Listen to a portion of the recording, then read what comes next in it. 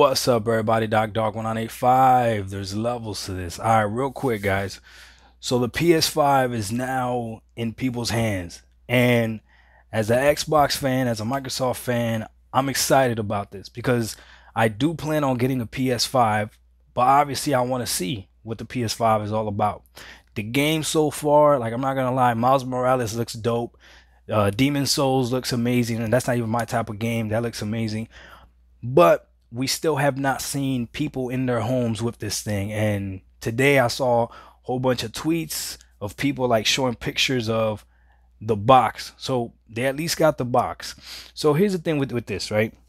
I at first I blamed at first I was upset with Sony about this because I figured like yo, Microsoft is being so transparent with this. They're giving it to YouTubers to review, not in a controlled environment or anything, like just giving it to them like yo, go ahead and do your thing. And then obviously there's certain things that they can and they can't talk about, but the YouTubers have it at home, they have it in their home and they're playing it in their setup, right? And at first I was kind of upset with Sony about this, but after I saw what happened to Microsoft, I understand why Sony did what they did. See, the Sony fans came out and started talking trash about Microsoft and the Xbox Series X when a few games wouldn't load, when the system crashed or whatever. And I think it was only like one or two people that had the system crash and then it rebooted back up or whatever, right? And here's the problem, right? These people are acting like they've never had an electronic device on them crash. The most powerful computers crash.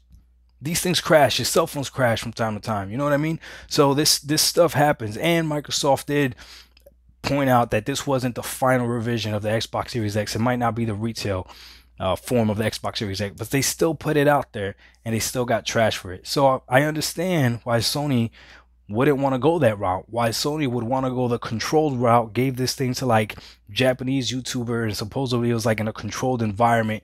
And okay, you want to see the PS5, this is how you're going to see it. That's it, point blank, period.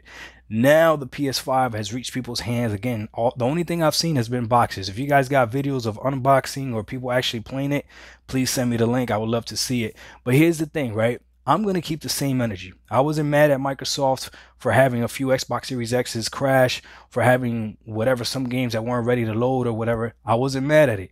I'm not going to be mad at Sony if the same thing happens. Here's the deal. This will be the first time that I have ever purchased a system at launch. If you're one of those people that did not pre-order the PS5 or the Xbox Series X, I would argue that you're the smarter of the bunch. Because typically that first batch of systems that comes out is not the best. Usually the second revision is the best. Like I remember I got a PS3 Slim before I got the original PS3 and I didn't have no issues with it. Okay, when it came to the PS4, I didn't get the original PS4. By the time I bought the PS4, they didn't have that glossy side anymore. It was just all matte black. So it was like the second revision of it. All right. Same thing with the Xbox. I got the Xbox One S. I never had the original Xbox, the big box. You know what I mean? So this will be the first time that I get the original system on the Xbox Series X. And I'll be honest with you, I'm expecting it for it to have problems. Same thing with the PS5. I'm expecting the PS5 to have some type of problem because it's the first system. I mean, think about it. Sony came out and said that they're going to have their fans be tested by us.